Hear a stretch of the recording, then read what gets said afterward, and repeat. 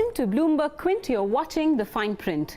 In just 10 days, a fraud pegged at 280 crore rupees ballooned to 11,400 crore rupees and became the biggest scam to have hit the Indian banking sector.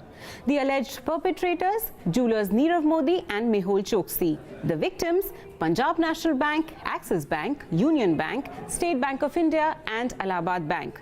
The perpetrators allegedly used wrongfully issued letters of undertaking by PNB to avail credit facilities from the other four banks. Besides these staggering amounts, the case raises several important questions. How could this alleged fraud have survived unnoticed for the last 7 years? How did this escape the auditor's attention? And who's going to foot the bill for this fraud? Vishwanath Nair pieces together the modus operandi and puts these questions to experts. On the 5th of February, Punjab National Bank informed the stock exchanges that it had detected unauthorized and fraudulent transactions worth 281 crore rupees at one of its Mumbai branches. The bank reported this incident to the Central Bureau of Investigation and conducted an internal investigation as well. In just 10 days, PNB figured the magnitude of the fraud is much bigger, 11,400 crore to be precise. The bank said that 2 of its employees had issued unauthorized and fraudulent LOUs or letters of undertaking to 6 companies, 3 owned by designer jeweler Nirav Modi and 3 promoted by Mehul Choksi. Based on these LOUs, these 6 companies availed credit facilities from overseas branches of Axis Bank, Union Bank and Allahabad Bank. Before we go any further, let's try and understand what exactly is a letter of undertaking and how does this work. Essentially, the broad contours of this transaction are that a customer, typically an importer, would get a letter of undertaking from his local bank, which would be passed on to a foreign bank, and then this transaction would lead to some form of buyer's credit given out to this customer. A letter of undertaking, as we understand it, and as bankers have told us, is essentially a promise made by the local bank to the foreign bank saying that if there is some form of default, your payment would be made good by us. So let's try and understand, graphically how this works. The customer goes to Bank A, which is, say, a local bank, and asks for a letter of undertaking, which is issued to Bank B, which is either a foreign bank or the foreign branch of an Indian bank. Once Bank B receives this LOU, it verifies it and gives out credit. This is given as a payment to the supplier who would supply raw materials to the importer. Typically, the importer would receive this money, would receive his products, he would complete all of his products and then sell it abroad to repay the foreign bank who has given out the credit. This is how the system typically works. The customer in this case has had a long-standing relationship with the domestic bank. He has pre-approved sanctions.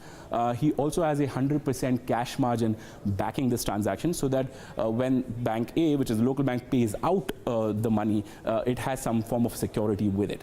Now let's try and understand, how this would have worked in PNB's case, because there was some sort of differences in the way this sort of played out. So the customer in this case, who is Nirav Modi and 3 of his companies, as well as Mehul Choksi's 3 companies, they essentially approached a PNB officer. So it's important because this officer is the one who has, played sort of folly in this whole game. The PNB officer then issues a fraudulent LOU. It's called fraudulent because the bank doesn't know that an LOU has gone out. So Punjab National Bank essentially has given out some kind of credit without knowing that it exists. This fraudulent LOU is sent to the foreign bank or an overseas branch. How this is transported is through a SWIFT message, which is essentially a messaging system that works between banks. The SWIFT message with the fraudulent LOU moves to the foreign bank. The foreign bank accepts it as a contract, gives out credit, and then, Nirav Modi and his companies, they receive all the raw materials they need. The fraud here is that the bank did not follow, or the bank officer did not follow due process while issuing the LOU. And that is where the whole system is questioning PNB's corporate governance standards. Looking at it from a bigger picture point of view, you're talking about a PSU bank, which is one of the larger ones in India with branches everywhere. You're talking about people, there's good technology that has come into play from the government. There's all sorts of systems in play. Obviously, you need people who are trained and able to manage those systems, given the complexity of how the world works today. So in a situation like this, irrespective of the systems and the warm and the cold machines being there, you still have the warm bodies. So what happens with the warm bodies is that they need to be appropriately trained, and they also obviously need to be maintaining a higher level of corporate governance and ethics and integrity. And clearly there is a lapse here. Now it doesn't mean it's only the people who are the interface. It also includes the people around who are involved in the system, right from the internal reporting systems to the local management to the corporate controls and the audit teams that would have been looking at that branch specifically over a period of time. So I would assume that the issue is more of a collusion thing. So the answer to your question, the short answer would be there's definitely a situation of collusion which has been there for a while, which has led to the numbers becoming so huge that they now are more of the bank's problem as opposed to the company's problem. When you talk about how they are not aware, I see there's a three systemic failure on three fronts. I can say it is a 3C. Number one is a casual approach. Either it is from the top level or a bottom level. Either it is the branch side, or even I take it is a top management of the board of directors. Number two, the basic part is the control failure. Control failure means when there is a robust risk management system is there, when we are introducing the part of Basel 3, 4 or whatever it may be, but the small things we are not able to do it, then we call it as a control failure. Number three, the CBS part. The Punjab National Bank or many of the banks since last 10 to 15 years under the core banking solutions, till date they are not able to connect with the part of the SWIFT. That's amazing. So with the three things, either the first part which is a carelessness or a casual approach. Number two, when we take it is a control failure, or three is the CBS part. This indicates that we are not able to mitigate our risk towards any fronts. That's why it is a big black spot on the financial system or banking industries. And that begs the second question. How could the auditors not have noticed any of this in the last 7 years? Banks are subjected to 4 types of audit. The first, statutory audit, which is an audit conducted on a quarterly basis to examine the genuineness of the bank's financial position.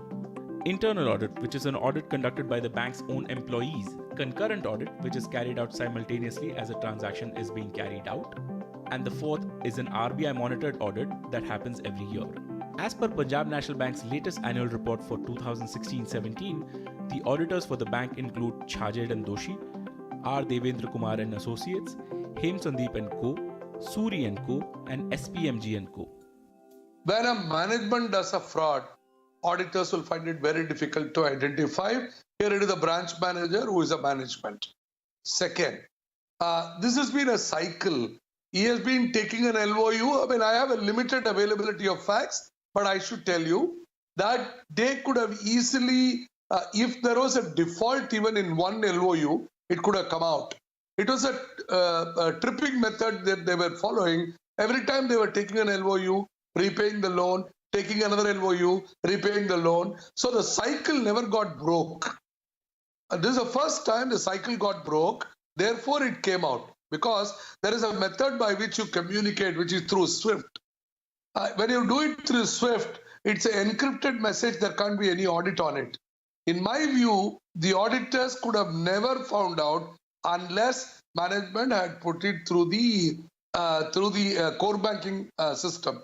When you don't put it through a core banking, it's almost impossible for the auditors to find out. The final question that this case raises is who is liable to pay for this 11,000 crore rupees fraud? Based on Punjab National Bank's LOUs, Allahabad Bank had advanced 4,000 crore to Nirav Modi, Axis Bank 2,000 to 3,000 crore, Union Bank 1,000 to 2,000 crore, and SBI 1,440 crore. Punjab National Bank suspects that employees at overseas branches of these banks had also acted in connivance with its own employees. Additionally, the bank blamed the other lenders of not doing adequate checks on transactions that they approved. The fact, what we understand from bona fide claim is the fact that when the LOUs were executed, the accused person used those LOUs to get cash, which we all know right now, and encash that in foreign currencies for importing jewels. Now that money was paid by the foreign banks, for example Axis Bank and the Allahabad Bank in Hong Kong. Those are the two important names which are coming up, and then there's Union Bank and then there's State Bank of India. Now all these banks basically paid off the money to the accused persons allegedly based on these fraudulent documents which are known as the LOUs, which were granted by PNB. Now when those monies were paid out to the accused person for his businesses or his consortium of companies, that money has to be then paid back by PNB because the LOU stood as a guarantee to that money. When they realize that the money is gone down and the further investigation has revealed to the fact that that LOU is not valid, those banks today will stand and open a document stating that the PNB has to make good that loss which has been paid for. So now PNB is standing with a clear request of 11,800 crore which needs to be paid off, which is what they are stating that the bona fide claims will be paid off. At a press briefing on Thursday, Punjab National Bank's Managing Director Sunil Mehta said that the bank will be honouring any bona fide commitments that it may have at the end of this scam. Now, while Sunil Mehta did not exactly quantify what these bona fide commitments were, he did say that Nirav Modi had submitted a vague resolution plan, as part of which he proposed to sell his Firestar Diamonds brand to raise more than 6,000 crore so that he can pay back some of these bankers. Now, some of the bankers who are on the receiving end of this entire scam, former bankers as well as former regulators who spoke to Bloomberg Quint, said that typically in the event of a scam, the bank who has issued the security is liable to pay off the counterparty. So that would put the 11,000 crore liability straight into With the PNB's Enforcement accounts. Directorate and CBI investigations underway, it will be some time before any of these liabilities get settled. But what's even more worrying is if this is an isolated incident or there are more such fraudulent LOUs floating around in the banking system. Moving on. It's been 15 days since the finance minister announced the revival of long-term capital gains tax, and tax experts are already scratching their heads on the implications of this tax on inherited shares, mergers, demergers, initial public offerings and more. The FAQs published by the tax department don't offer any clarity on these issues. The fine print spoke to experts on the unanswered questions on the long-term capital gains tax and their potential answers. Effective April 1st, 10% long-term capital gains tax will be applicable on gains made on the sale of listed equity shares exceeding 1 lakh rupees. The announcement was made by the finance minister in this year's budget. To the relief of investors, long-term capital gains on listed equity shares till January 31st this year have been grandfathered. That is, they won't be subject to tax. Soon after, the tax department issued a FAQ clarifying the methodology to calculate the gains, date from which the holding period will be counted, and more. So I think that 4th February FAQ was a very interesting FAQ in the sense that it was fairly detailed. I think two things that stand out. One, that under various modes of facts, computation has actually been provided as to what is the intent of how the 31st January market value must be substituted, how that should not result in creation of a loss, but insofar as it takes your capital gains down to zero, it is still permitted. So that was one thing that I found interesting in the FAQ. I think the second important feature is that the government reiterated that the benefit of the June 2017 negative list will continue to be available for the purpose of 112A as well, this provision as well. And I think that was important for the government to state, because a number of situations could have arisen had those guidelines not been made equally applicable to the new dispensation. So for me, these are the two things that stand out in the Feb 4 FAQ. Second aspect which I would like to highlight on the FAQs is there was sort of an ambiguity around the bonus shares and right shares, which have also got clarified through the FAQs, and I think that has also helped quite a bit. But several questions remain unanswered.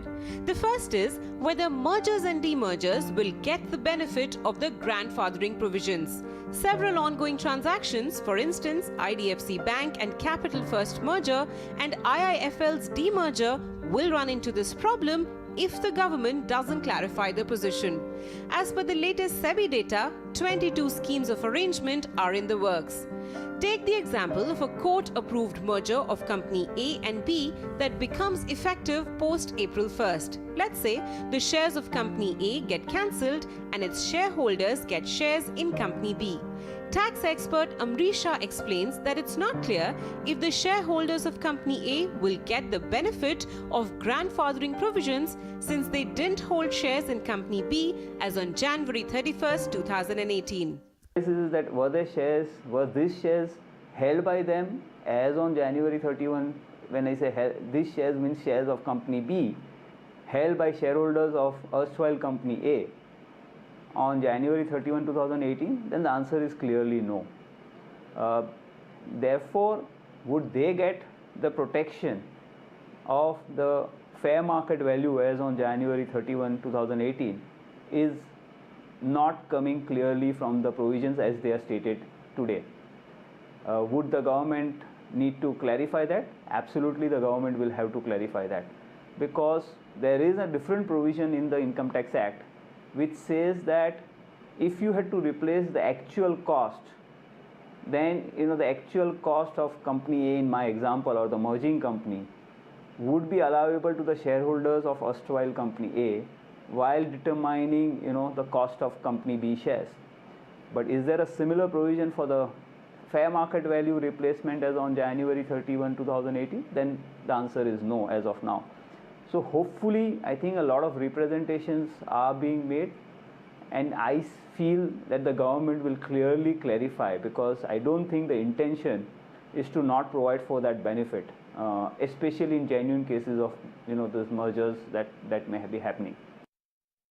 In the case of a demerger, since you asked that specific question, the uncertainty arises from the fact that today I hold shares of one company. Going forward, let's say the company is in the process of demerger, it will issue, once the demerger is completed, it will issue me shares of the resulting company as well. And if the question that will arise is, my today's value includes the value for the business that is being demerged into the resulting company, and in a sense therefore includes the value of the resulting company share as well in my 31st January quote. However, the way the law is worded, for the shares of the resulting company, since that company would perhaps not be listed as of January 31, for the shares of the resulting company, I will not get the benefit of restatement of my cost base to the 31st January fair market value, because none exists. And a similar situation arises in a merger scenario as well. This situation does not apply with the same force for those transactions where the underlying share remains the same. In a demerger, for example, while I retain the share of the demerging company, I'm issued a new security in the form of shares of the resulting company, which is why the problem. Today also, companies which are going through demerger do provide a breakup of the proportion for cost purposes of what is the demerged company cost and what is going to be the resulting company cost of shares as required under income tax for the actual cost bifurcation purposes. The same ratio or the same aspect can be used to also split the fair market value, and this is done on the basis of book value of assets being split. It is not done on the basis of fair value of assets being split. That's the formula today that is already there in the Income Tax Act. So it's the question of just applying the same formula for fair market value.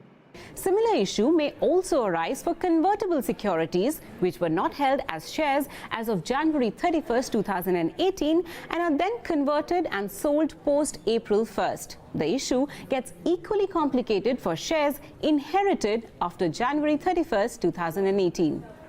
For instance, if X acquired shares in March 2002 and they were inherited by Y on February 15, 2018, It's not clear if Y will get the benefit of fair market value of these shares as on January 31st, 2018. In the absence of any clarification, the long-term capital gains will be calculated based on the fair market value in March 2002, since Y did not own the shares as of January 31st, 2018. The person who has inherited those shares, as per the language today of the provision, is not entitled to the fair market value replacement as on January 31, 2018. So to that extent, you will go back to the cost because the Act provides for cost replacement. So the cost of acquisition in the hands of the parent will be considered as the basis if the shares were to be sold on or after April 1, 2018. So you will get a long-term capital gain asset benefit. So the period will be counted of the person who has died, and the cost will be counted. But fair market value, I think they need to come out with the guidance on that. I don't quite agree that that this provision is that unclear. What they've stated in the FAQ at a generic level is the benefits that were available in the 2017 notification that you just referenced in the context of Section 1038. They've said that that notification will be reiterated in the context of this section as well. Now, if I were to take that statement at face value, that would mean that benefits that were available in respect of all the situations which were addressed by that notification would still continue to be available. Now, let us therefore go to the specific instance of inherited shares that you point out. In the case of inherited shares, if that benefit is, obviously at the time of inheritance no SCT is paid, but if that notification is extended for the purpose of this section as well, then the fact that SCT is not paid will not disentitle me from the 31st January step up. The other thing that I have to see is cost base should be the cost base that would have been available to the previous owner. For that, there is already a specific provision in the tax law. Period of holding should have been period that was available to the previous owner. For that, there's a specific enactment already existing in the Income Tax Act. The share or security should not have changed. Like in the case of a merger or demerger, why is the problem arising? Because the share or security changes. In the case of an inherited security, the share or security does not change. So all three conditions in a manner of speaking are satisfied. The share does not change, cost of acquisition is available, time period of previous owner is available, and fourthly, the government has clarified in the FAQ that the benefit of the June 2017 notification would be available. All that the government has not done is specified inherited shares by name right now in the FAQ. But I would sort of read that as implicit in the way the FAQ is drafted up, and I would expect there to be no real trouble in the context of inherited shares. The final challenge will be for initial public offerings and follow-on public offers that are in the works. Companies hoping to make a debut on the stock exchanges post-April 1st will face the long-term capital gains tax conundrum as well. Since such a company was not listed as of January 31st, 2018, long-term capital gains for sellers in these IPOs may be based on their original acquisition cost. As of February 9th, 18 initial public offers are under process, including that of the National Stock Exchange and Bandhan Bank. Till March 31, 2018, what is going to happen is, if you are selling under an OFS thing, you were exempt from long-term capital gains because you used to pay an STT of 0.2%. Now, April 1 onwards, you are not likely to be exempt from long-term capital gains because of this new provision. The issue that arises is that should then these people pay the long-term capital gains linked to the actual cost price that they had incurred on acquiring the shares, or should they also be given the benefit of the fair market value replacement as of fair market value as of January 31, 2018 from a replacement perspective. And I think just to be fair, because this is people who have built the companies and they need to go to the next level, and therefore they are in the market for fundraising, and who have created several opportunities in terms of jobs and in terms of kicking the economy on. If you have to provide for that benefit, then one way to look at it is to say that the higher of the net asset value or the discounted cash flow as of January 31 of that company which is going to go into IPO needs to be considered, and that needs to be as one of the determinants of the cost of acquisition. So let's say if there is a promoter or a technocrat who has built the company and he's acquired the shares at par value when he had built it, let's say it's 10 years back, but the DCF value or the NAV value now, higher of the two, is 100 rupees, and he's coming out with an offer for sale and under an IPO at 130, then should he be taxed 130 minus his original cost of 10, or should he be taxed 130 minus 100, which is the replaced value as of January 31, 2018? And I think there is a fair ask as of now that it should be only on the 30, which is 130 minus 100, because then you equate that with listed stocks. I think again the only problem cases are the cases there where IPO documents have already been filed with SEBI or tickets have been issued by SEBI, but listing has not occurred before 31st January. Going forward, in any case, if IPOs are to happen in future, it is very clear as to what the tax dispensation is. You buy shares in an IPO and you will pay the necessary tax. In respect of IPOs, FPOs that are in progress right now for an unlisted company, there some issue could arise on how the 31st January step-up should be calculated. In my mind, in the manner in which the law is currently worded, no such step-up will be available. But that is perhaps not entirely unfair also, because that share will effectively get listed only post the 31st January deadline. Now the only dichotomy is when I would have filed for IPO, I would have actually been planning for a tax regime where any further sale of that equity would not have attracted any tax. And now I'm stuck with a 10% tax. But that's a change in law that has occurred. For the purpose of the 31st January step-up, in the way the law is worded at this point in time, that step-up will not be available because there is in any case no traded price available as of that date. In the budget last year, the finance minister had taken away the long-term capital gains exemption for transactions that had not paid securities transaction tax. Subsequently, genuine transactions like court-approved acquisitions, ESOPs, were brought under the exemption net even if no STT was paid on them. Experts hope that the government may bring in a similar clarification this time around as well. With that, it's a wrap on this week's show. Do send us your feedback on Twitter, Facebook or email. Thanks so much for watching. We'll see you next week.